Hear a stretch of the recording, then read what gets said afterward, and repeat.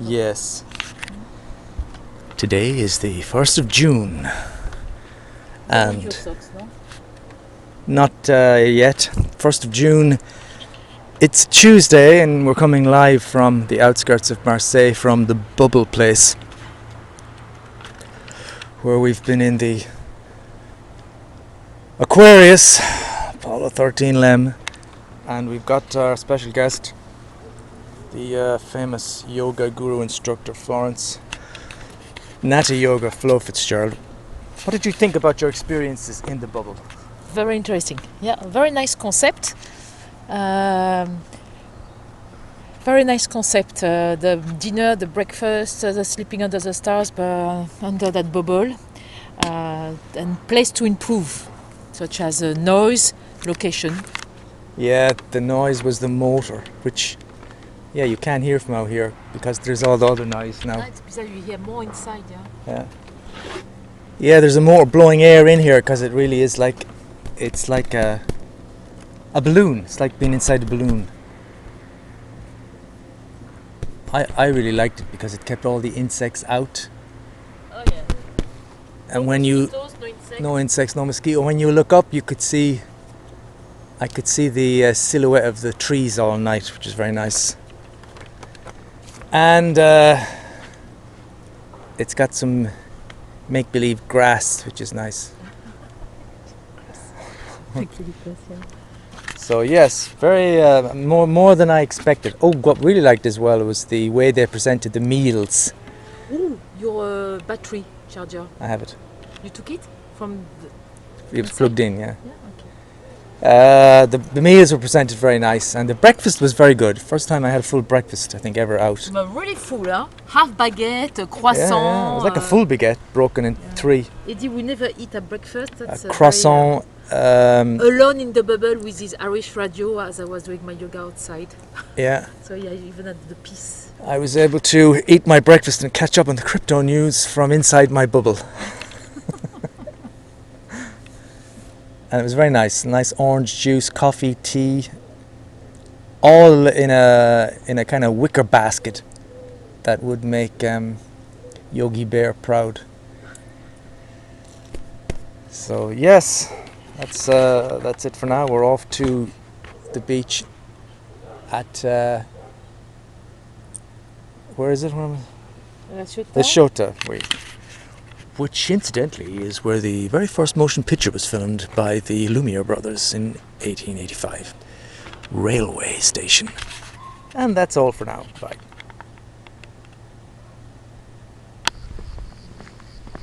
I'm on number 15 already. I might have to download some of these. The reason that I've got 15 so quickly, I think, is because this thing is so easy to use, honestly. I do have a soft spot for the DVR digital one, but honestly it's okay. You can plug in the microphone, the lapel microphone, and no one knows that you're talking to yourself. And this one, okay, you've got to hold it, or you can put it in a pocket. Like now it's in I'm wearing my shirt and it's just in the breast pocket. And I'm sure that's fine. I got the microphone sticking out, so that's actually one way where you can talk and no one can see it. It's completely hidden. But the main thing is it's such an easy device to use. You just literally turn it on and press the red button. And when something is that easy to use, well, you're inclined to use it more often because there's no resistance. And it's small, so I carry it around with me everywhere. Today is the 3rd of June. I think it's the 3rd of June. It's a Friday. We've got an eventful couple of days, weeks coming up actually. There's quite a lot of news. Flo's going off tomorrow. She's taking about an 8-hour trip to the East Coast Bordeaux or something to do her week-long yoga course.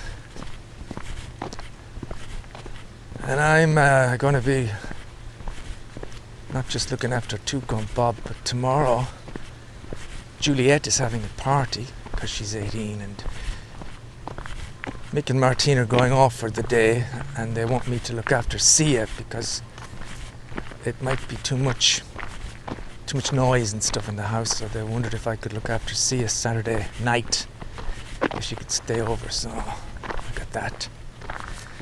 And they're apparently going to collect Sia Sunday.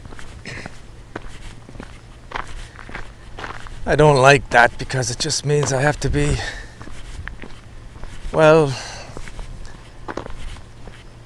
I'm just someone, most people wouldn't give a shit about this, it's the simplest thing in the world, but me, I'm going to be waiting all day Saturday for them to arrive. I have to ask Flo out because I'm kind of assuming, well, I don't know, is it going to be the morning, is it going to be the afternoon, but it's I won't be able to go for my walk if it's the afternoon. I have to wait for them to arrive with the dog. And I hate that. I hate waiting for anybody. And then Sunday is the same. I don't know when they're going to come back. Are they going to come back early Sunday? Am I going to have a knock on the door when I'm still in bed? Or is it going to be the afternoon? I guess I can get Flo to get some more details.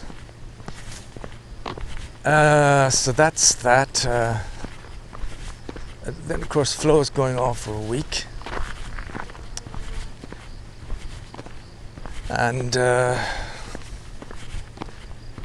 which means it's going to be quite a long week for me.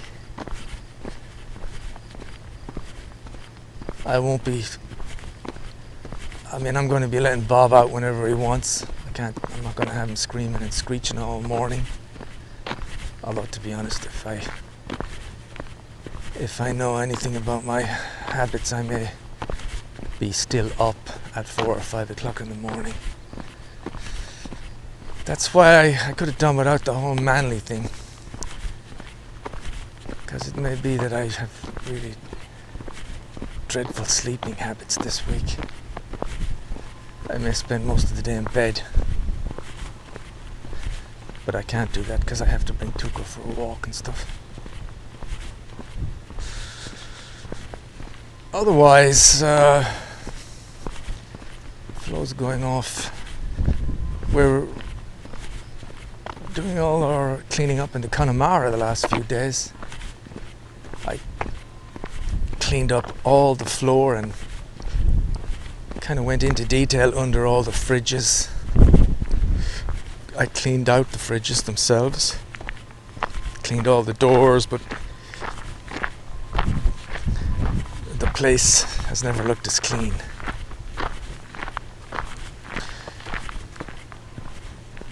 But going back, I'm not too bad about it. Because I know I'm going to get back into the routine and I'm going to enjoy. If I have to cook for a few people, it'll be something to do. But I'm not looking forward to the whole situation with me and Flo. There's a pretty terrible dynamic we have developed in the Connemara. I just have to do what I can do to not torment Flo. So if she says she wants us to be there early for all the takeaways we're going to do, even if I think, we're really not going to do any takeaways at 11 o'clock in the morning. But if she wants us to be there at 11, I have to just... I need to do it. I don't want to get into any kind of arguments over anything. I don't want any confrontation. If she wants us to be there, I just want to accept it. And it's like that with other things. If she's going to go on and on and on about the fucking street and the terrace, which she will, because I've been hearing about that a million times now, and how annoying it is for her that the street is not pedestrian and everybody else is doing well and we're not. She just can't get over those things. I don't give a shit about it all. If he makes some money, fair enough, that's all I want. It's not the best location, blah blah blah. See, even talking about it makes me angry. And so it's not the Connemara serving the customers, it's me and Flo. That's the problem. I haven't had the vaccine yet. I'd like to have that pretty soon. Apparently we're waiting on a phone call. Otherwise, I have felt better. That's for sure. The last few days I feel lethargic. Sometimes I've just got no energy at all. I mean, I'm struggling to get up and down the stairs. It's like terrible. I've got no energy. And then I'm also kind of struggling with my transport fever. I designed a map, but it's just, I got about 8 big cities and I just know it's going to be shit. It's going to be just full of traffic. Anyway, I can't get into it. I just can't get into the game at the moment. And chess is a bit of a disaster. I'm on a losing streak.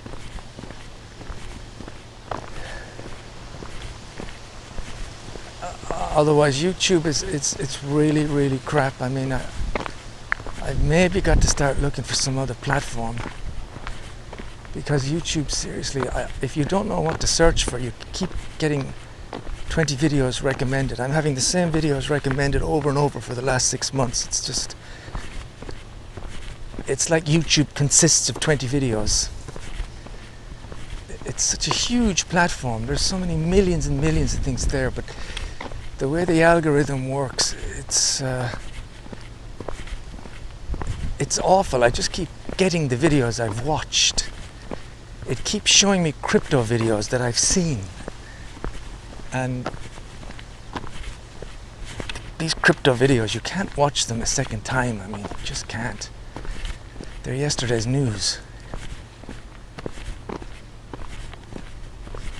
So either that, or you click on Family Guy, and then you get pages of Family Guy. But it's all the stuff I've seen. I'm not being recommended new stuff. It's really shit.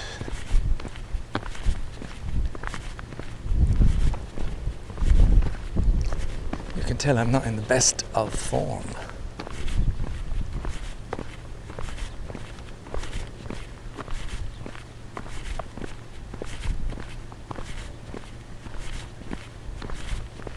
It's a terrible thing to say, but sometimes, like in this mood, I really wish I was dead.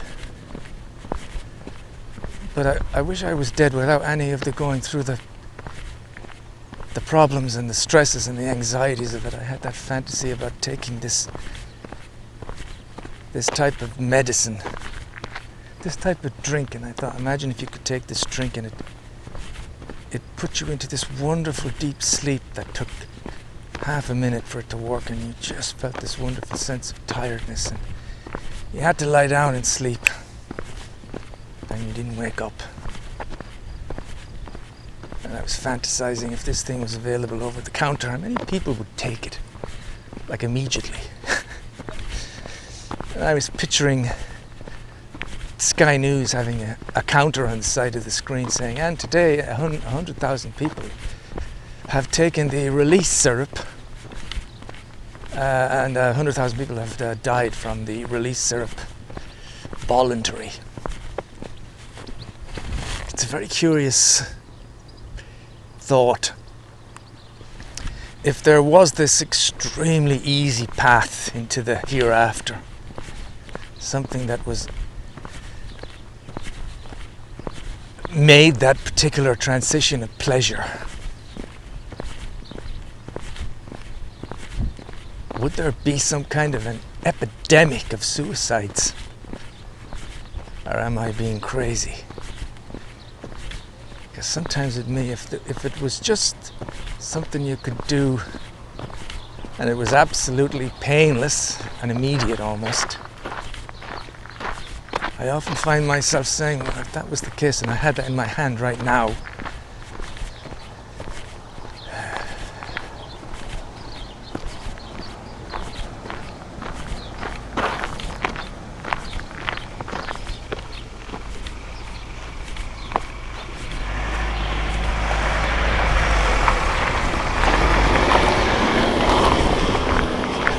of course, then I think you might as well hang around and see the way things turn out. That's my big existentialist thing at the moment. Why don't you hang around and see the way things turn out? If you can bear it.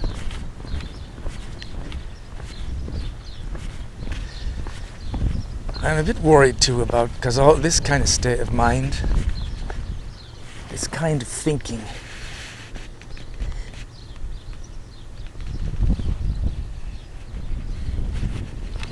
it's very bad for an alcoholic to be finding himself in these states and having a situation coming where he's going to be alone for a week, walking up and back from a bar, his own bar. It's not really good.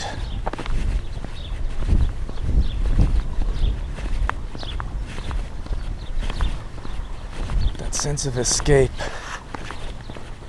that you can get from alcohol comes to me every now and again, and I have to focus. I have to play the whole scenario through.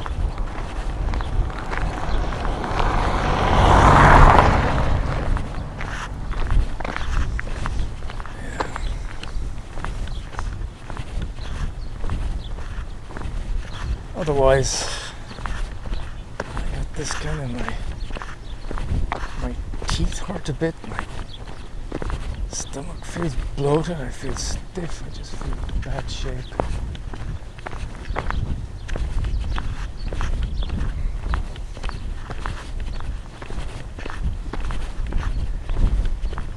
And you'd certainly like something to help, you know.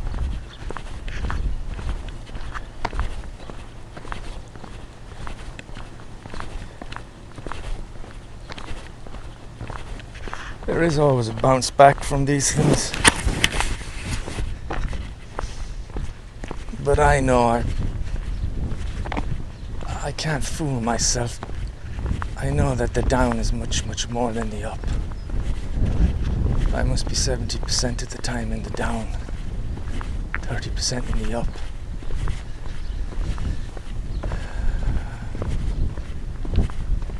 More days are like this than me bouncing around full of ideas. I kind of find my existence, well, I find my existence kind of purposeless. No need for it.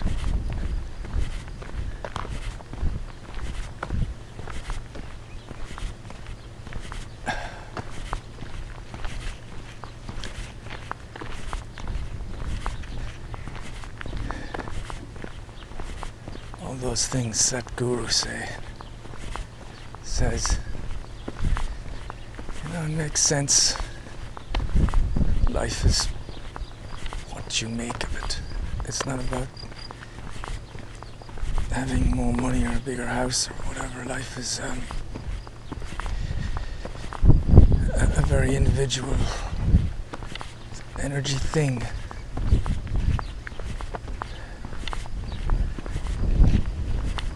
Mine feels tough. I mean, I've got lots of good stuff, but it doesn't really help. Psychologically, my life feels tough for me. Nothing's easy. For most people, minding the neighbor's dog, looking after the pets, reopening a business and having a wife going away for a week, having a car that may or may not start.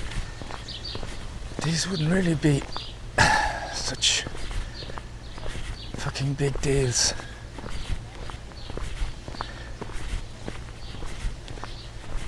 And I don't know if you attract that similar kind of negative energy to you.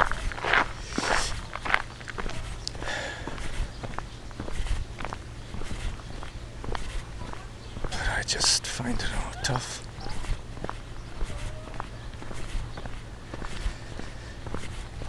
I wish I had a big plan, some big grand scheme.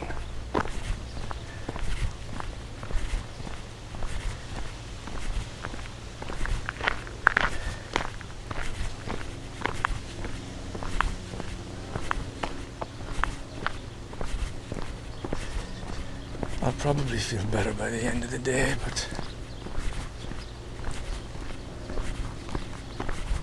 it's the fact that there's no cure. It's the fact that I've been saying the same stuff for 25 years.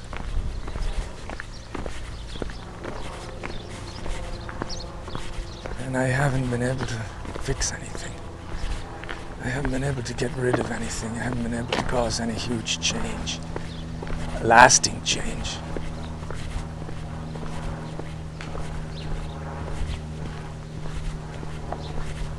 Because I can even get to the point of saying, you know, none of it matters. I'm not worried about the Connemara, I'm not worried about this, I'm not worried about money, I'm not worried about that. I'm not worried about ending up with no money. I can genuinely mean all that, but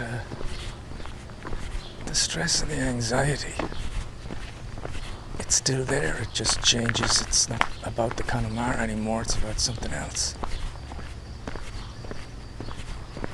It's about what happens to me in the long run.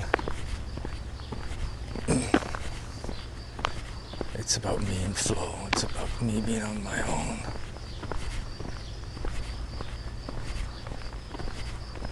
It's about being abandoned. It's about the same stuff that it's been about for the last 20 years.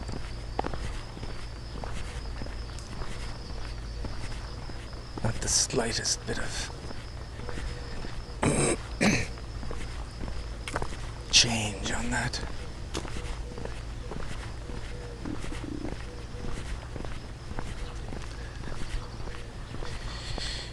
When you feel bad, you tend to think of all these things. And when I feel good, it's normally because I've become engaged in something. I simply have found something I want to do on the computer or whatever. Let's say I get all excited about some new Transport Fever world I've built. And then what simply happens is that I forget all this shit. It's not that this is cured, it's just I choose not to remember it. And all my mind is focused on whatever. Transport Fever, the new camera I bought, the video I'm making, the video or the gameplay I'm waiting to upload. See, my mind is occupied. I forget about this stuff. I just forget about it. It doesn't go away.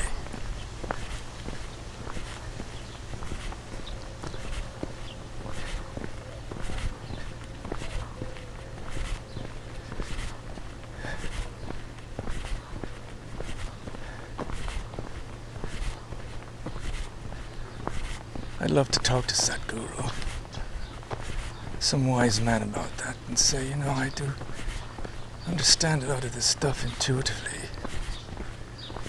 And I am someone who can throw away a lot of the material stuff. And I understand the energy and the imagination. And I don't really have those materialistic dreams of the big house and the big car. I have gone beyond that.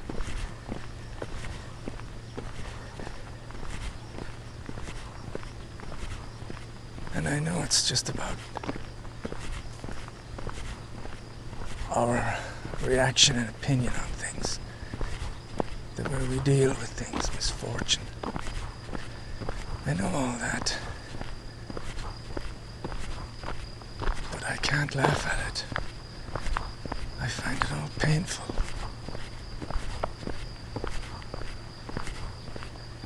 It's like my default setting is one of great fear, anxiety, and melancholy to a lesser degree. Mainly fear. Fear of everything. Can't get rid of the fear.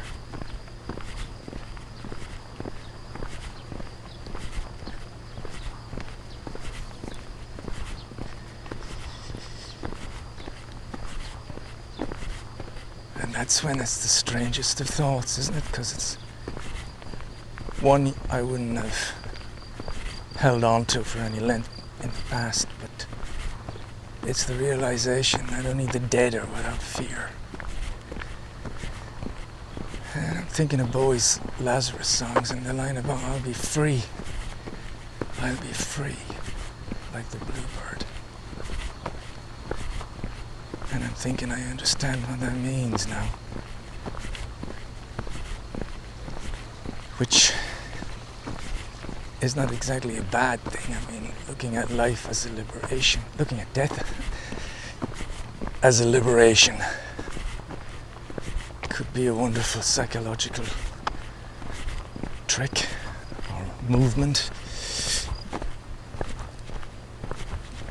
Making making yourself feel less scared and more kind of almost a joyous sense of, won't it be great that you'll be free from all this?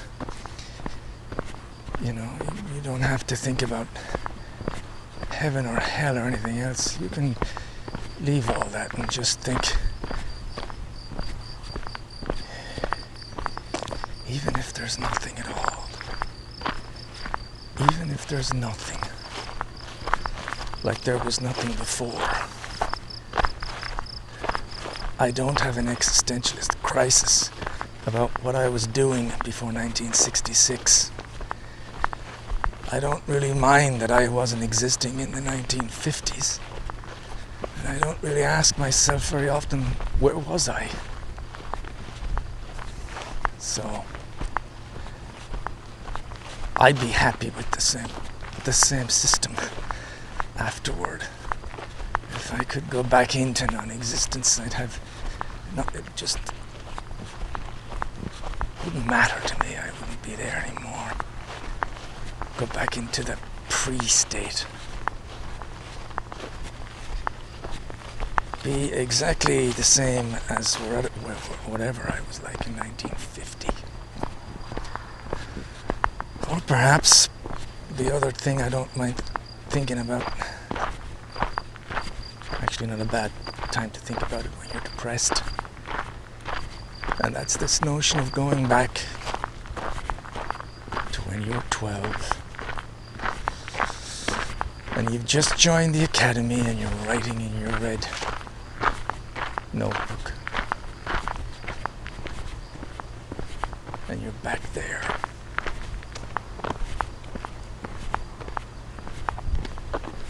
You're back there, but you know what you know now, but you've got it all again. And then when someone says, yeah, that fella's been here a few times, been around a few times, you know what they mean. And you smile to yourself and you're like, yeah, back again. Or besides that, if that wasn't the case, then just total non-existence. Just the way it was before I was born. Nothing. I had my time. Came and went. And maybe God help me, I didn't know what to do with it. God forgive me, I didn't know what to do with it. And God forgive me, I was just so full of fear.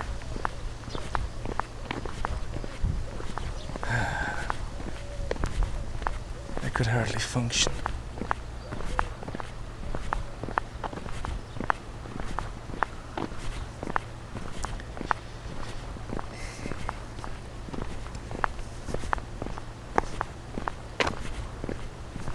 Hey, happy day.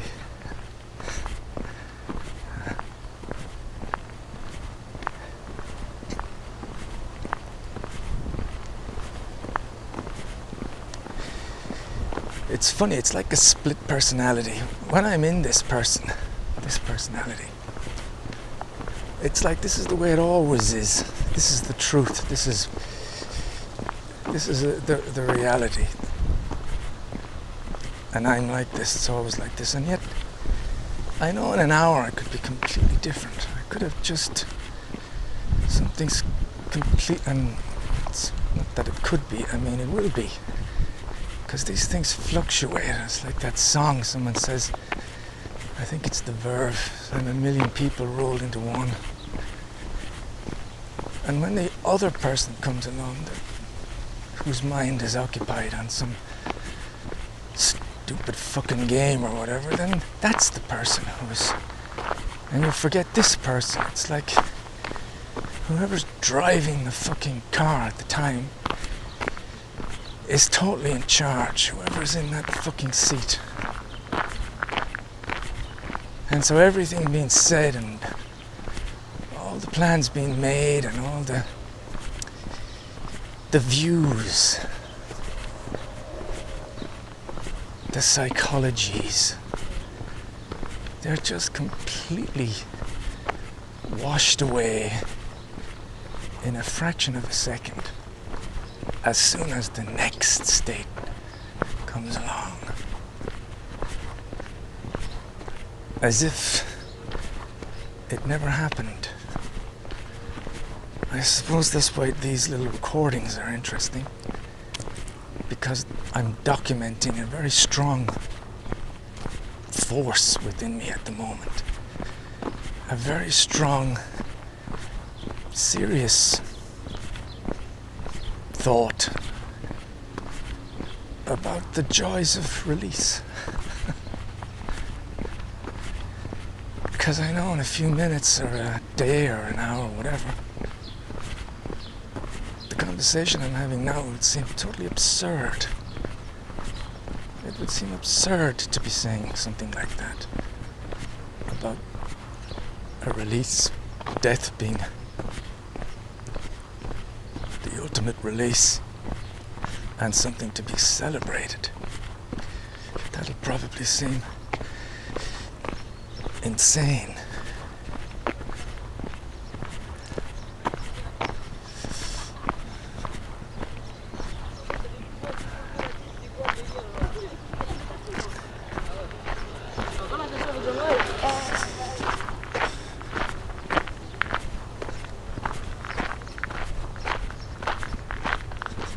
Two kids, a guy, well, teenagers, a guy on a bike with the girl sitting on the front of the bike. Very dangerous kind of way. But you look at two kids like that and they've got pretty much the same, well, I can't really compare them to me. They're fluent in the language and they've got their friends and they probably can drink and smoke. But a total joy in general in life that they have. And yet they have more or less the same mechanisms that I have.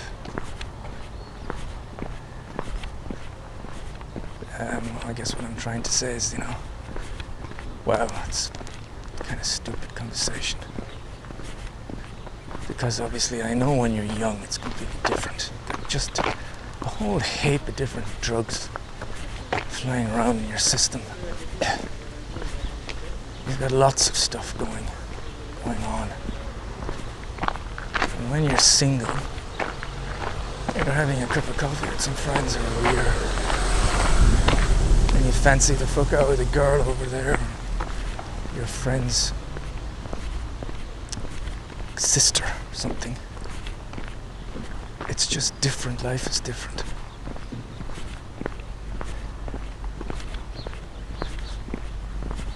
But I guess it's strange how some people get bogged down in the psychology and the thinking of it all, and then others are far more Epicurean, and they can somehow manage to bypass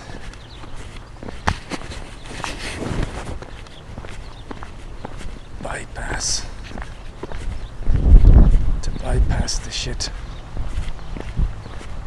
and be happily occupied, either gardening or whatever.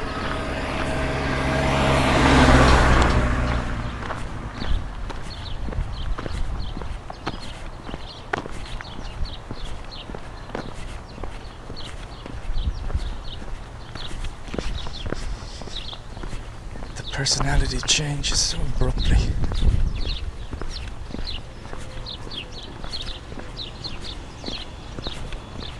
If I'm listening back to this tape lying in bed in the future, I guess there's a chance I could be in a similar state of mind, but more than likely I won't be. And this will be interesting for some other reason.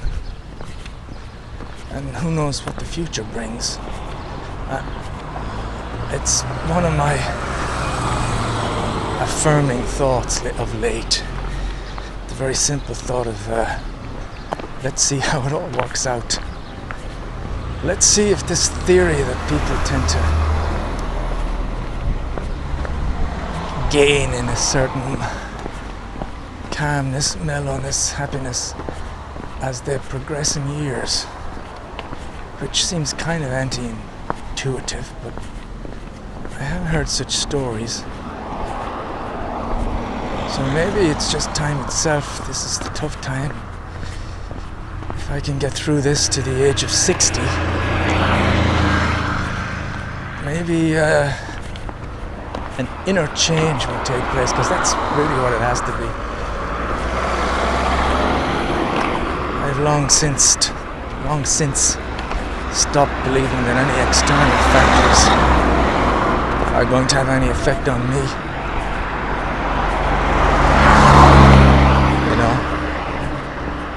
Winning the lottery would make me happy for a week. That would be about it. I know that. So any change has to come from inside. And if all the reading, not reading lately, but if all the studying I've done and all the listening to Sadhguru and all the looking at Wikipedia pages and listening to Gnostic sermons, if none of that sticks, then perhaps the only thing is just patience. Perhaps the only thing is time itself. That the calming down, the anti-anxiety drugs, the remedy for fear, they've all been worked on. And they normally kick into play at the age of 60.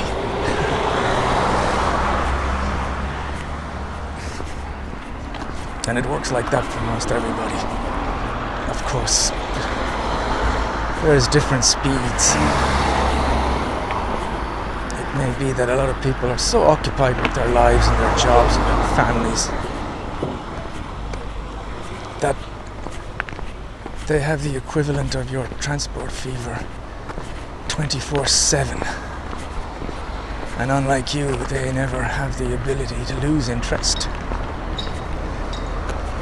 because it's other human beings, their children, and that very habitual lifestyle keeps them well away from the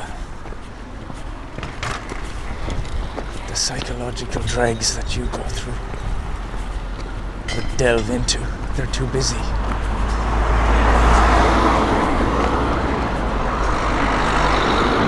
But yeah, maybe one has to simply wait.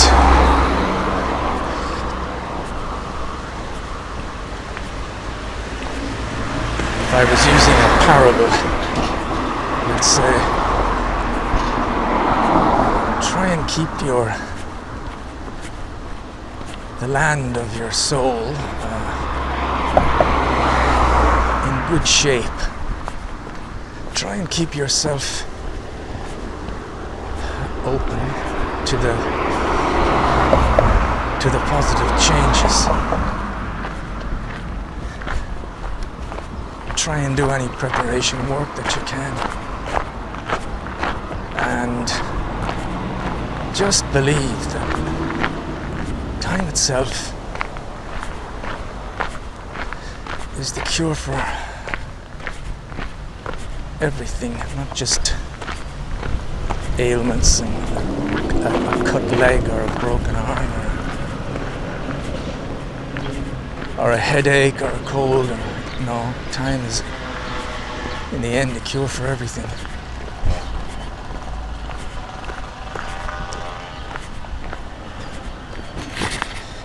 Listening back to this, I guess it's going to be depressing, but I don't really care about that. I have to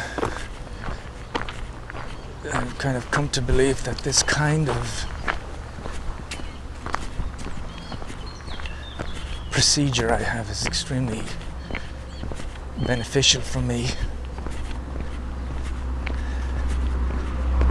because unlike talking to myself, which of course I'm doing, but because I'm doing it into a device and this device is being uploaded, there is a part of me, pretty close, pretty conscious part of me, that is aware that I am not just talking to myself. There is a part of me that's aware I'm actually talking to anybody and everybody that's out there or that stumbles across this. You are all in my thoughts when I'm talking like this. There's always the other person, so it's kind of like a romantic way of looking at it is like I could see myself as a guide. I'm walking ahead. I'm 55. I feel like this. Maybe you're 25. Maybe you're 25 and you hear this. And for some reason you've got some kind of a resonance with me, a similar vibration or something.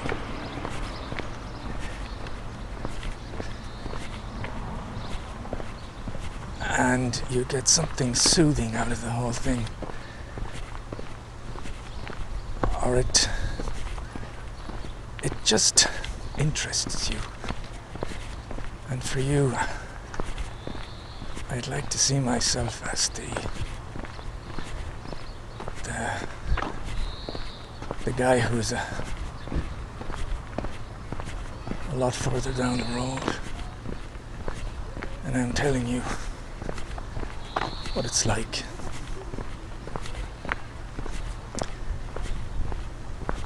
And I'm trying to advise myself and also you of what can be done. What can be done.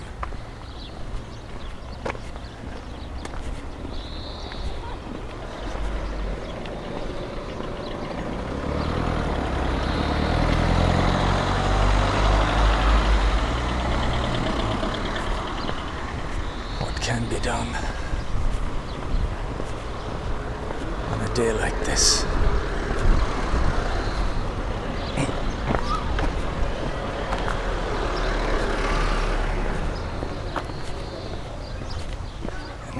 Just to go back to some of the... Bonjour. Just the... Bonjour, madame.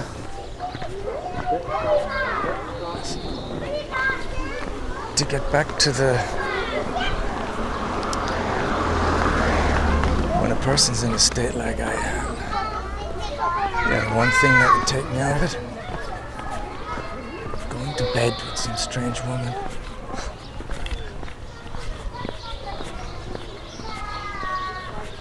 That would work.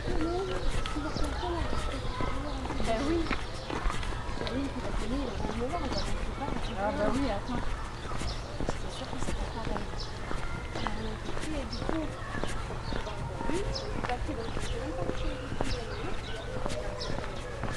And just passing two women, I guess they're 30s.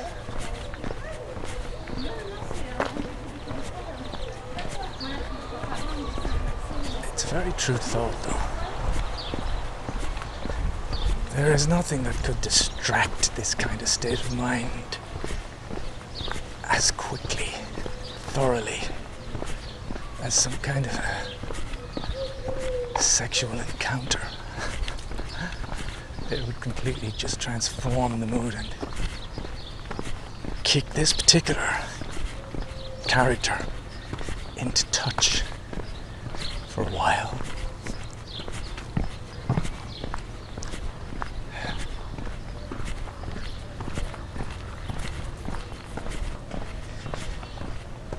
And if I had a girlfriend that was relatively new and we were pretty excitable people, I'd be quite happy to say that to her. I'd say, do you mind if we go to your place and have sex, because I just feel so fucking depressed today and I need to take my mind off it. I need you to take my mind off it. And I'm sure most women would be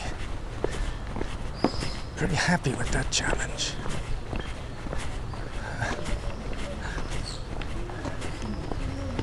I know that's true because it's like I find myself looking at other women as I'm walking down the street. It's like there's some part of me saying, you know what you need. You know what our best remedy for this frame of mind is. And I'm going, yeah, I know. Unfortunately, I don't have that option. Wish I did.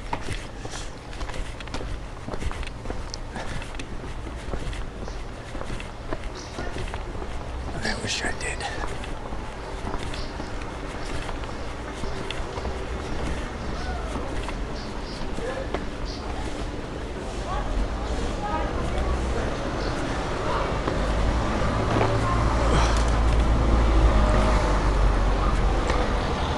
Anyway,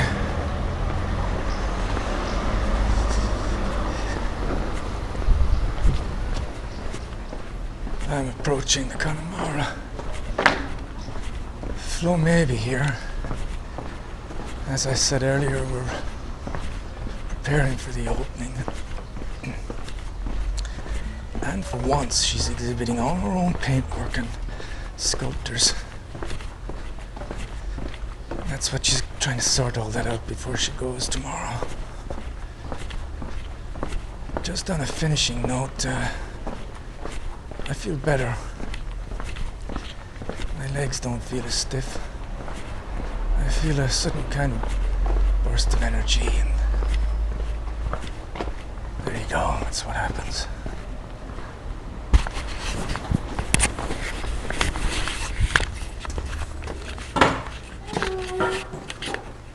Well, what do you have to say? Any news to say? Anything? Life is beautiful. Life is beautiful. Right. Life is beautiful.